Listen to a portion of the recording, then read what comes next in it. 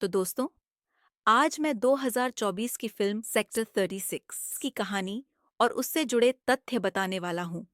शुरुआत में हम प्रेम नाम के एक व्यक्ति को देखते हैं, जो एक आलीशान कोठी में केयर टेकर का काम करता है। कोठी का मालिक वहां नहीं रहता, इसलिए प्रेम की जिंदगी मौज में गुजर रही है। कहानी में दिखाया जाता है कि प्रेम ने एक बच्ची की लाश को बाथरूम में टुकड़े टुकड़े कर दिया। फिर हम इंस्पेक्टर पांडे से मिलते हैं, जो सिस्टम की लापरवाही से अपनी ड्यूटी निभाता है। एक व्यक्ति अपनी गुमशुदा बच्ची की रिपोर्ट लिखवाने आता है, लेकिन पांडे मना कर देता है।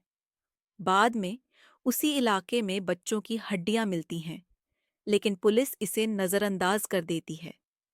प्रेम बच्चों को अगवा करके उनकी हत्या कर देता है, क्योंकि वह जानता है कि गरीब परिवारों की कोई सुनवाई नहीं होगी। उसका काला इतिहास भी सामने आता है, जहां उसका मामा उसके साथ जबरदस्ती करता था और उसी दिन प्रेम ने अपने मामा को मार डाला था। प्रेम बच्चों के अंगों का व्यापार करता था और इस काम में उसका साथी छोटे लाल भी शामिल था। कहानी में इंस्पेक्टर पांडे की बेटी भी प्रेम का शिकार होने वाली होती है, लेकिन समय रहते वह उसे बचा लेता है। पांडे को एहसास होता है कि वह कितनी बड़ी गलती कर रहा था जब उसने खुद की बेटी को खतरे में देखा। पांडे अब प्रेम और छोटे लाल को पकड़ने की ठान लेता है। प्रेम का मालिक बस्सी भी बच्चों के शोषण में शामिल होता है, लेकिन उसकी पहुंच ऊपर तक है, जिससे वह बच निकलता है।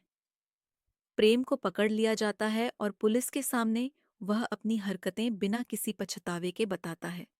फिल्म के अंत में पांडे प्रेम के गांव जाकर डीवीडी हासिल करता है, जिसमें बस्सी और प्रेम की सच्चाई कैद होती है। लेकिन पांडे की हत्या कर दी जाती है और डीवीडी नष्ट कर दी जाती है। 6 महीने बाद प्रेम को मौत की सजा सुनाई जाती है, लेकिन बस्सी बच निकलता है। फिल्म यहीं खत्म होती है और हमें एहसास दिलाती है कि कैसे सिस्टम की खामियों के चलते ऐसे अपराधी बच निकलते हैं। ये फिल्म 2006 के निठारी कांड पर आधारित है, जहां कई बच्चों की हत्या कर दी गई थी। तय 30 नहीं, सेक्टर 31 था, और जहां ये सब हुआ था, उसे निठारी कहा जाता है। क्रिएटिव लिबर्टी लेते हुए इसमें रियल इंसिडेंट से काफी अलग कहानी दिखाई गई है, जैसे कि भ्रष्ट ऑफिसर का केस को लेकर पॉलिटिक्स, अमीर गरीब के प्रति कानून का व्यवहार आदि। ये सब भी दिखाने की कोशिश की गई है, लेकिन इसे देखकर आप ये मत समझिए कि बिल्कुल ऐसा ही हुआ था।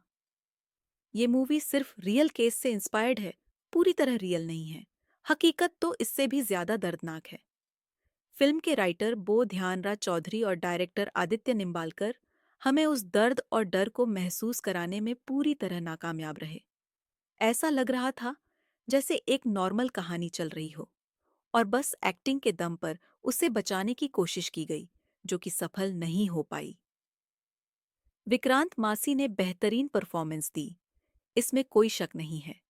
उनका काम बहुत ही शानदार है, लेकिन फिल्म में किरदारों को इतनी आसानी से पेश कर दिया गया कि वो फील नहीं होती कि हम एक दिल दहला देने वाली सच्चाई देख रहे हैं। फिल्म में बताया गया कि प्रेम को फांसी की सजा सुनाई गई थी, लेकिन अब उसे भी बरी कर दिया गया है। अब दोनों आजादी से बाहर घूम रहे हैं। मतलब, सबको सब पता है कि क्या हुआ, किसने किया, लेकिन फिर भी हमारा सिस्टम इतना खराब है कि सब पता होने के बावजूद भी कातिल बाहर घूम रहे हैं। जब आप ऐसा कुछ देखते हैं, तो कानून पर से भरोसा उठने लगता है और आप सोचने लगते हैं कि अगर हमारे साथ ऐसा हुआ, तो हम और हमारे परिवार को कैसे सुरक्षित रखेंगे। न्याय की उम्मीद में जिंदगी बीत जाती है, लेकिन कुछ नहीं होता। इसलिए लोग कभी-कभी कानून अपने हाथ में लेने पर मजबूर हो जाते हैं। इतने बड़े-बड़े केसों में ज्यादातर कातिल या तो बाहर हैं या जेल में आराम से रह रहे हैं। किसी को सही से सजा नहीं मिली।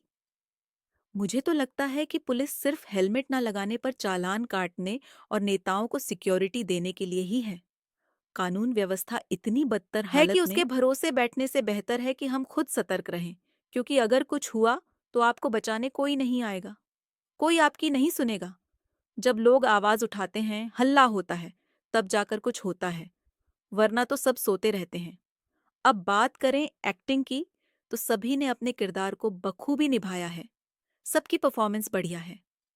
पूछताछ वाला सीन एक ऐसा सीन है जहां आपको महसूस होगा कि ये किरदार कितना कमीना और बीप बीप है, और ये सिर्फ और सिर्फ विक्रांत की दमदार एक्टिंग की वजह से है। इस केस के बारे में और बताऊं तो वीडियो बहुत लंबी हो जाएगी। अगर आप जानना चाहते हैं तो खुद से पढ़िए। आपको इस केस की खौफनाक सच्चाई का अंदाजा तब होगा। ये आपकी रातों की नींद उड़ा देगा। वीडियो यहीं खत्म करते हैं, लेकिन जाने से पहले आप बताइए कि आपको मूवी की कहानी और मेरा एक्सप्लेन कैसा लगा।